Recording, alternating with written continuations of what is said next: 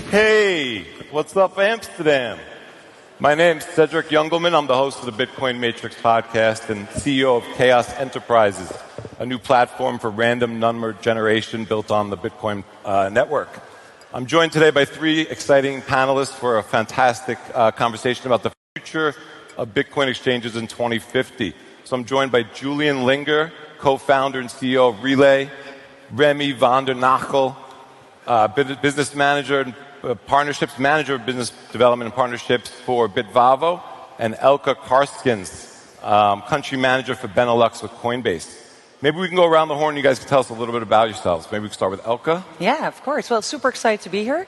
Thank you for the introduction. I'm Elke Karskens. I am the country director for the Nordics and Benelux at Coinbase. For those of you who not be as familiar with Coinbase as perhaps some others are, we are a global crypto exchange, and we really like to think of ourselves as the safest and easy place to be able to buy, sell, and trade crypto. But we're more than that. We fundamentally see ourselves as like this one-stop shop for everything within the crypto economy. So we offer very easy-to-use interfaces for people that are just getting used and beginning at this space. But we also have an advanced trading product for people that are a little bit more sophisticated. We offer services for institutional investors, but we also have a suite of different products available for developers, creators within this space as well. So all in. That's awesome. Remy, maybe tell us a little bit about Bitvavo. Yeah, hey everyone, it's great to be here. So just like Coinbase, we are a cryptocurrency exchange. Bitvavo was founded in 2018 in Amsterdam. We're actually the largest Euro spot exchange in the world. We have over 1 million Dutch users, so it's lovely to be here today and meet some of you. Our biggest market is still Bitcoin. You do need a place to on-ramp and trade your Bitcoin until Bitcoin completely overtakes the financial system, of course. But in case you want to trade other markets, we have over 300 other coins to trade on, in case you are secretly not a maximalist or you want to stack more sats, of course. I think the reason people like us so much in Europe has been the quite unique combination of being a really comprehensive and user-friendly platform, having a lot of functionalities and digital assets available, and being registered with the Dutch National Bank, localized, focused on compliance, so that you have a stable and trustworthy platform, which I think is really important, and for very competitive fees. That's it. Nice. And Julian? Hi, I'm Julian Liniger. Very glad to be here. Thank you for the introduction and invitation. I'm the co-founder and CEO of Relai, Europe's most popular Bitcoin-only on-ramp. We enable people, from retail investors, affluent, private, and even businesses to buy Bitcoin, hold it themselves, track it, buy, sell, set up a savings plan, send, receive, and everything is Bitcoin-only, self-custodial, and Swiss-made. That's what we are known for. We have more than 120,000 active users, more than 400,000 app downloads. We're Coinbase, still small, but in our category, which is Bitcoin only and self-custodial, we are kind of the biggest player in Europe, and that's also where I think there's the most potential and the most growth among the whole crypto category. And that's why it's super exciting to be here. We're live for a bit more than 4 years only, so still small, still an early stage startup, but fast growing. We were named by Sifted as one of the top 10 most fastest growing startups in Europe lately. And we're now also getting more and more into the regulatory space. Now we have a Swiss license only, but we're working on getting the MiCA license as the first Bitcoin-only startup in Europe as well, to be really MiCA licensed. And then we can not only organically, passively, but also actively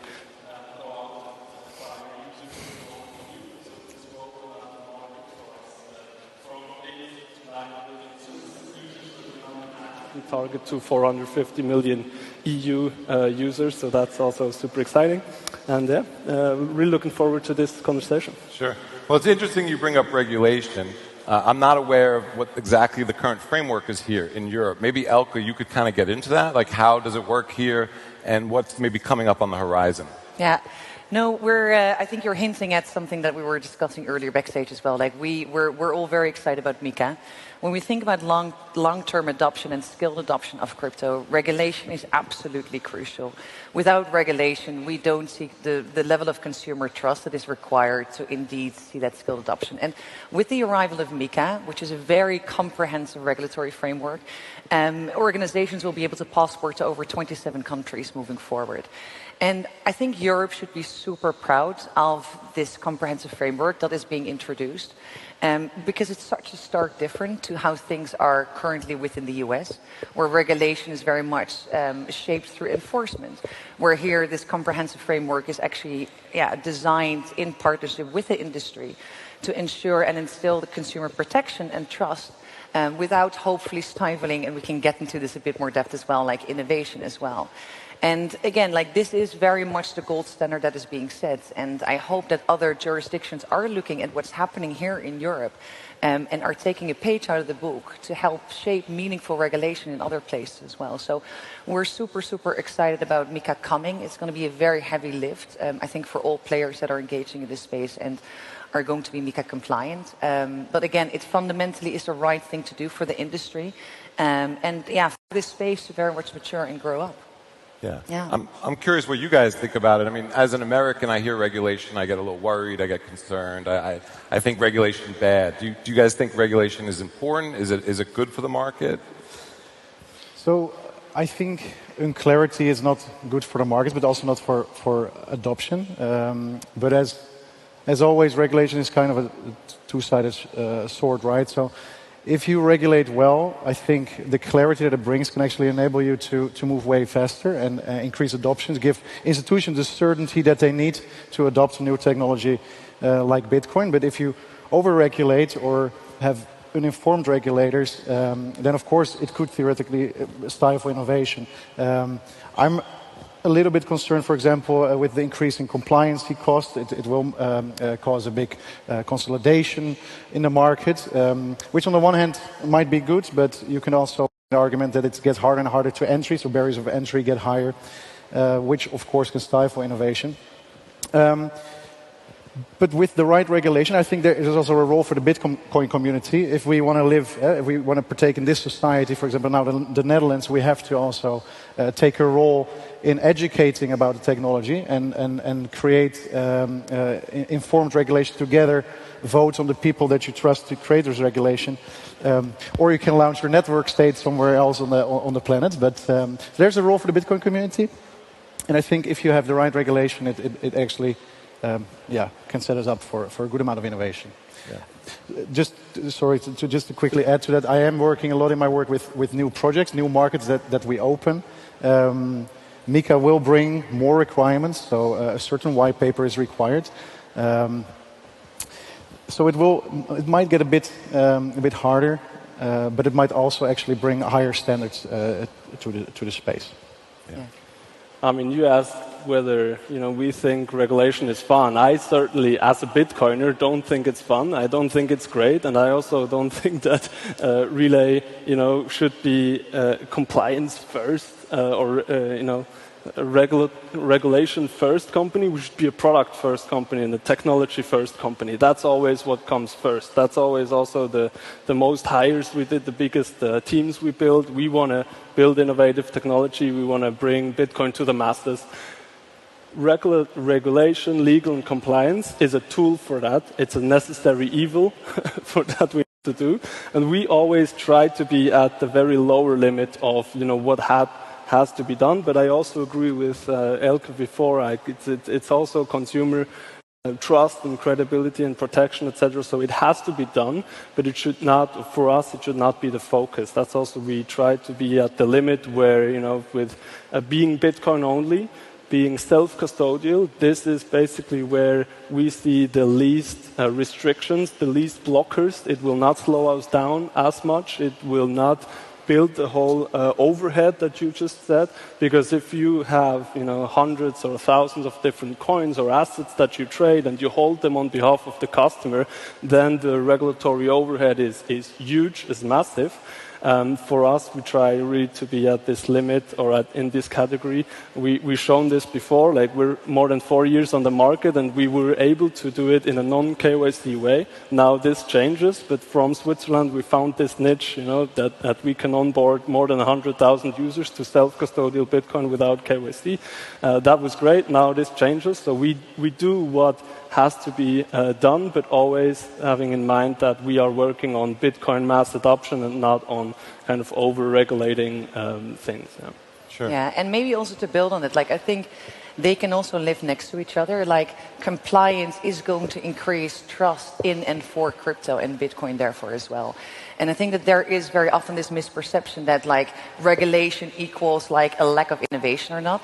And there is perhaps some truth to that at times as well. But for a lot of, I think, much smaller players within this space, being compliant from day one and building compliant products can also instill that sense of security with the audience that you're going after, but also it can be very attractive from an investor perspective. Like VCs want to be able to invest in organizations that are taking compliance serious, which can give you competitive edge as well.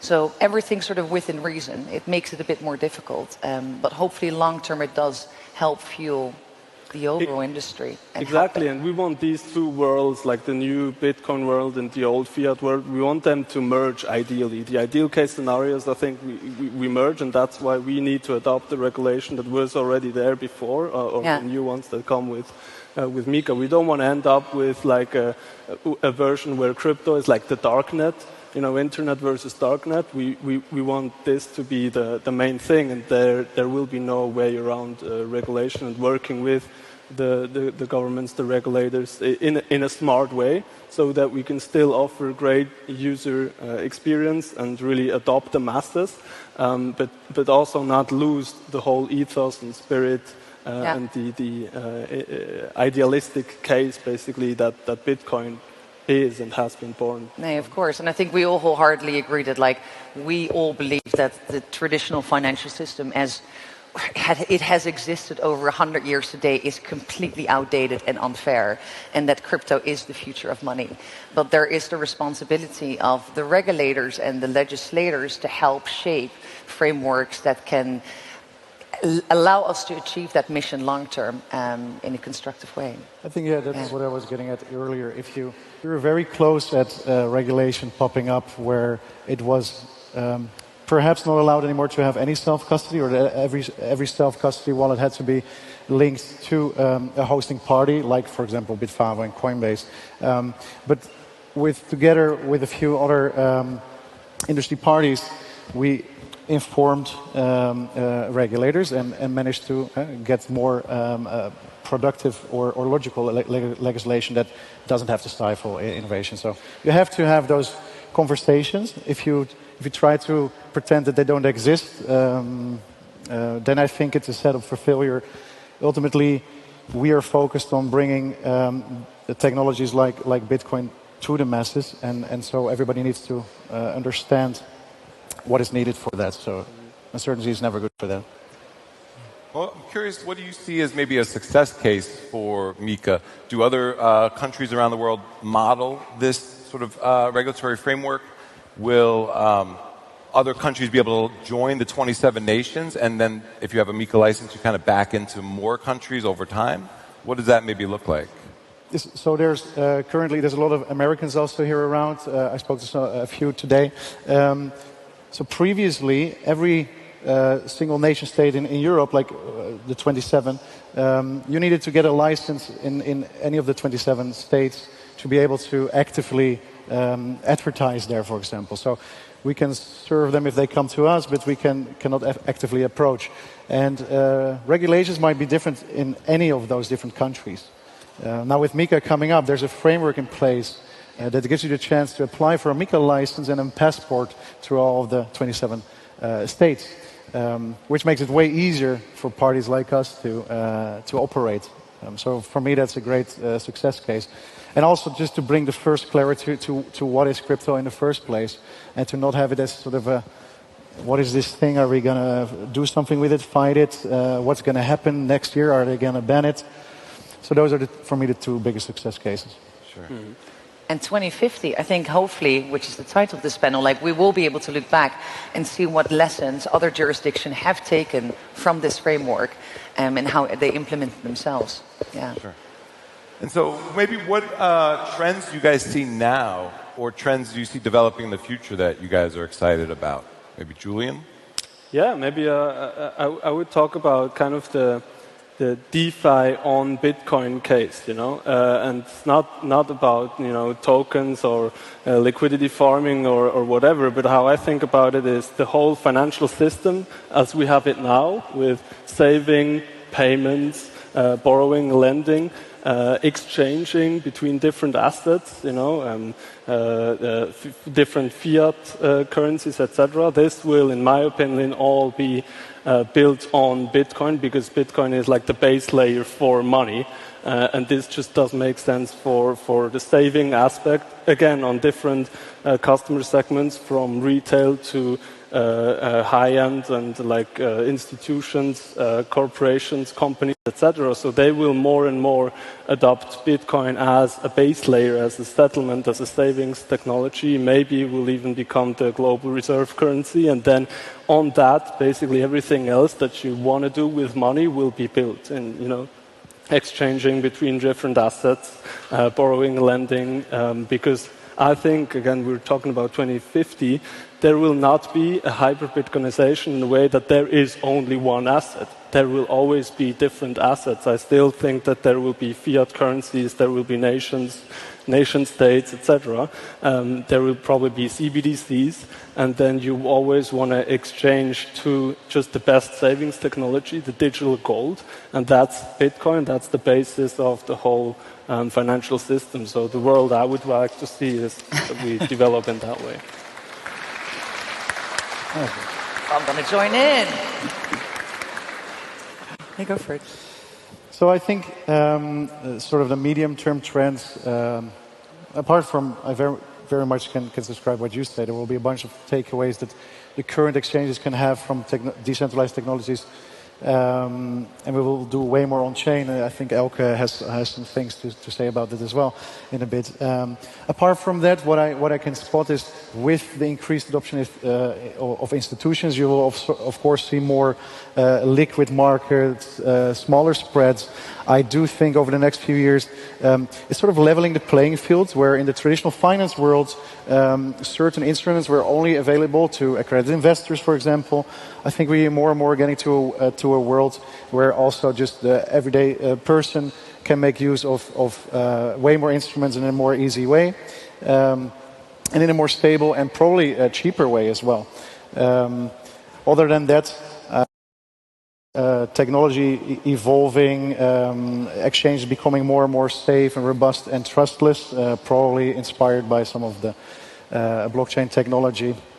And there will be a bunch of AI, a short-term AI assistance maybe to assist you with your trading. So those are sort of the mid-term trends that I see. And the role for exchanges. If I speak for Bitvavo, for us is just to ensure that you are empowered and the way you want to trade, just to make that access as easy as possible, basically. Sure. Yeah. What am I excited? What are we excited about as Coinbase?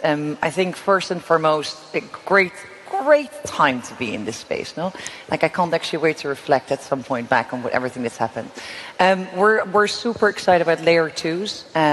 They've already proven to be super impactful, but they're going to play such a meaningful role in getting the next billion people on chain. Last year we incubated our own layer 2 base. But of course, the Lightning Network for Bitcoin specific, like super excited about that. Like we partnered with Lightspark to integrate the Lightning Network. And it's just a continuation to our commitment to the Bitcoin community ecosystem by making, transactions as fast as possible and costs as low as possible. So super excited about layer 2s. Yeah, I think for us, I know obviously like this is more of a retail audience, but the Bitcoin ETF approval at the beginning of this year was a tentpole moment. Like it validated this as an asset class, which hopefully is going to then, again, like see more trust and therefore investment within this space beyond the institutional space as well. It's fantastic. And yeah, also excited about stablecoins. Like stablecoins, I think, sort of building on what you were saying earlier as well, like real world use cases. Like stablecoins really offer a safe haven in countries where people are dealing with like hyperinflations. And it's really amazing to see that like really big payment players like Stripe and PayPal are also going this direction. Right now, merchants on Stripe can actually accept stablecoin USDC payments on Ethereum, Solana, and Polygon that instantly gets transferred to fiat. PayPal is allowing cross-border transfers in over 160 countries with stablecoins for 0 fees, which is such a stark difference between the normal 4.5% to, I don't know what it is, 7% that people normally experience. I mean, that is massive. And that brings this technology so much closer and will benefit people in a very real way. And hopefully that's really going to fuel those use cases. So I'm super excited about that space evolving as well. Yeah. Well, I mean, at least Julian gave me, you're all forced to applause as well. But I'm curious. I mean, you mentioned like sort of utility around consumer-facing payment solutions. Do you and we think of exchanges as where we buy or obtain our Bitcoin, but when do you think we'll start to see real spending of Bitcoin and crypto and things like that? What do you guys hear from your customers, or what do you guys envision in 3 to 5 years or 10 to 20 years? Yeah, we're currently all about stacking sats, and that's also what we see from our users is they just want to buy. More than 90% of our trades are buy. No one wants to sell. No one wants to spend. They just buy and hodl, and they buy the dip, and they DCA, and they buy more. So I think we're very much in the phase, probably still the next 10 years, where people just want to accumulate because it's the best savings technology for the long run. But then, as it usually goes, it's a store of value once it has established itself as a store of value. And for example, in Europe, it's only like 8 or 9% of the people that have Bitcoin. So this accumulation phase will still go on for 10, maybe 20 years, and only then, once it's established as a form of saving, then people will also start spending it more. And we're here. We did a similar approach to basically you guys, Coinbase integrated Lightspark to offer Lightning, and I'm curious also how much usage you guys see. And we also integrated with Breeze. Lightning as well in a non-custodial way. People also use that, but these are very much early adopters. So we have maybe 5% of our users that tried it out. That at conferences here, for example, they spend some sats to buy a coffee, and that's great. It's fun, but like mass adoption of real payments, to be very realistic, I don't really see in the next 10 years. But I also don't think that it's necessary for Bitcoin to succeed. I mean, you also don't buy a coffee with gold or with your real estate that you use as a saving or store of value. What about you guys? Yeah, and I was actually at a talk yesterday, and somebody gave some amazing examples on how it really takes a long time for emerging technologies to be normalized, like 40 years. And we're well into that way, but I think it's going to take time. But like even today, like as you said, you can get a coffee now using Lightning, or decide to go buy fiat. I wonder if we ask them after today and tomorrow, like what percentage was actually still bought with fiat or not. That probably gives us an indicator on how far we've come, even in a community like this. But it also means that, like, in order to normalize it, like accept crypto as a payment, the problems that merchants are perhaps experiencing with that need to be resolved in order to make it smooth and for people to actually adopt it. The merchants themselves, for example, in a mainstream way, which is why the fact that Stripe is offering it is such a big tentpole moment as well. But the chain is long when it comes to anything payments, and there are hurdles and problems that each of the individual players throughout that process are experiencing, and those problems need to be smoothed out and made as easy as possible, so that a consumer at the end of the day in 30 years from now almost doesn't even know what they're paying with, that it's that normalized. But we're not there yet. What do you think, Remy? I see we're running out of time. And sorry, 55 seconds. So I just wanted to say, thinking about the title of this talk, Exchange in 2050, I was thinking, what do I personally actually think that exchanges are going to be in 2050. And of course, it's such a long time away. 30 years ago, when I was born, we didn't even have the internet. It was just being invented for public access.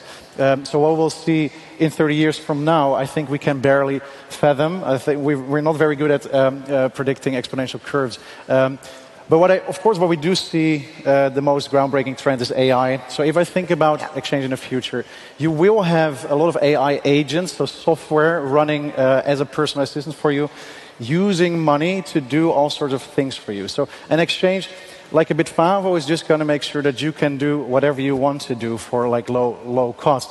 But these agents are going to talk to each other, and they can help you with any activity that you can imagine. And so I'm not sure if the way that we trade right now has anything to do with the way we trade in the future. AI assistants will do it for you. But what I want to say is that me personally, I'm actually terrified if we give all that power to a centralized system. That's a massive system risk. So I would only hope that the money of the future that AI agents are going to use is a decentralized form of money like Bitcoin. Because otherwise, we are building on top of a massive sort of trusted system run by one party. So I think the future of exchanges should have to do something, and the future of money in general, combined with AI, with a decentralized technology, hopefully like Bitcoin. I think that deserves a little applause. Yeah, it's really hard to fathom what exchanges will be like in 2050, what onboarding to Bitcoin will be like. But I wonder if Bitcoin will actually be for sale in 2050, or you'll just have to work for it. So, my advice would be stack sats, stay humble, and stay laser focused out there. I don't know if you guys have any rounding thoughts to roll out to, but I'll leave it open to you guys. The future of money. Yeah. Future money. I say we're in hyper-Bitcoinization now, so things are moving quickly. So thank you so much. Thank you. Great. Thank you. Welcome back, everybody. We are here at the Bitcoin Magazine news desk with none other than the legendary Jack Mallers, CEO of Strike, and next to him, Alan Helm, head of product at Bitcoin for Corporations. Jack, we were just listening to a panel on will we need exchanges in 2050. What do you think? And then also, if we don't anymore, what role does Strike play in that event? That's a good question. I think Strike, we don't think of ourselves as an exchange necessarily. We build financial services is the way I would like to say it. So one of our biggest business lines is undoubtedly brokerage, so offering buy, sell. But the future of Strike, I think Strike can be the primary financial account for hundreds of millions or billions of people all over the world. And we think we get there through more and more financial services, not necessarily more exchange features. So we don't plan on competing with NYSE or the CME.